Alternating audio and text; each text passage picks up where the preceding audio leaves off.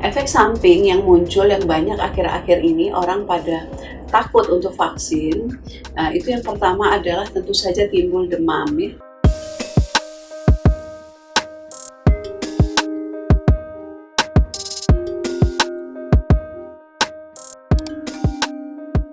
Hai semua, bertemu lagi bersama saya Dr. Sarifah. Pada kesempatan kali ini kita akan membahas tentang vaksin booster ataupun vaksin dosis ketiga dengan menggunakan Pfizer. Sebagaimana kita ketahui bahwa Pfizer itu sudah dipakai sebagai vaksin primer di Indonesia.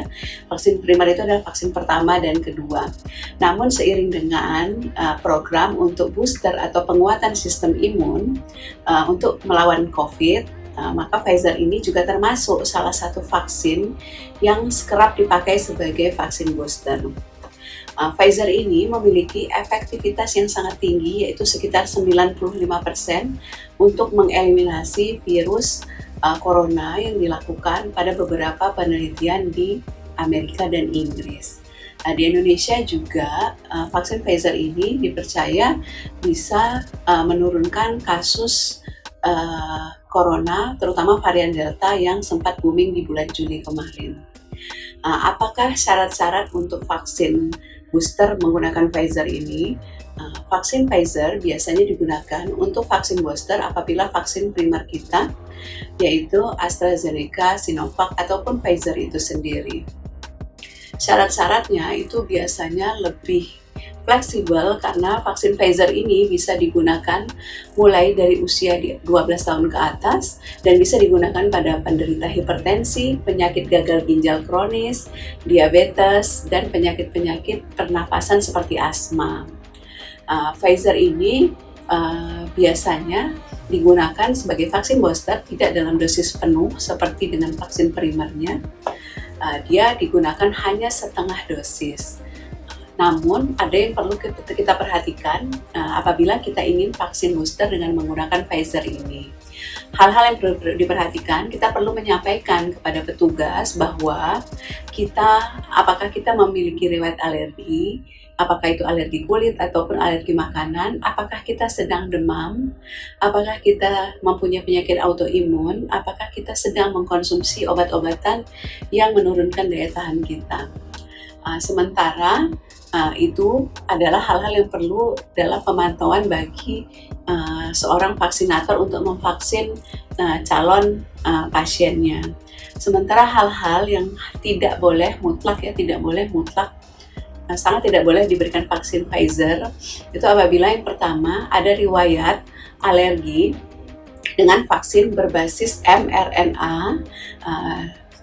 Kalau untuk COVID ini ada dua, Pfizer ataupun Moderna, ataupun vaksin-vaksin sebelumnya yang berteknologi yang sama. Kemudian apabila ada alergi terhadap vaksin Pfizer pada dosis 1 ataupun kedua.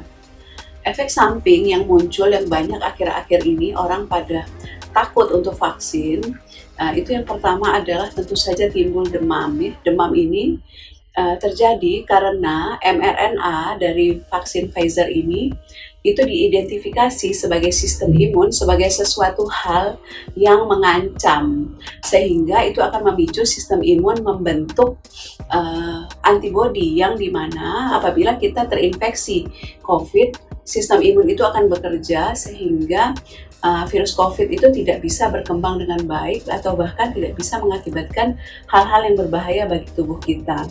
Yang kedua, efek samping yang sering muncul dan dikeluhkan adalah nyeri di tempat suntikan. Nyeri di tempat suntikan ini biasanya berlangsung mulai beberapa jam setelah suntikan sampai hilang biasanya dalam 1-2 hari. Bisa muncul mual atau muntah, kemudian bisa lemas dan perasaan sedikit berdebar-debar. Apabila gejala ini kita rasakan, kita tidak perlu merasa panik. Apabila nyeri di tempat suntikan, kita bisa mengompresnya. Apabila muncul demam atau ngilu-ngilu di badan, cukup minum paracetamol saja di rumah dan pantau. Biasanya gejala ini akan hilang dengan sendirinya. Namun kita perlu waspada apabila muncul gejala alergi ya. Jadi efek samping dan alergi itu dibedakan. Alergi itu adalah hal-hal yang muncul dan bisa membahayakan setelah vaksinasi ini. Yang pertama adalah gatal atau bengkak di tempat suntikan yang sangat hebat, kemudian bisa nafasnya tersengal-sengal, kemudian muncul bengkak-bengkak di sekitar tubuh. Jadi apabila kita sudah divaksin dengan vaksin booster yang berbeda dengan vaksin kita sebelumnya, misalnya Pfizer ini, kemudian kita muncul demam dan gejala-gejala tidak nyaman lainnya, tidak perlu panik. Cukup sediakan obat penurun panas yang dijual bebas seperti paracetamol, tunggu efeknya akan hilang dalam 2-3 hari. Jadi tidak perlu kita buru-buru ke dokter dan tidak perlu takut terhadap vaksinasi. Demikianlah info yang bisa saya sampaikan. Semoga informasinya bermanfaat. Sampai jumpa di next video.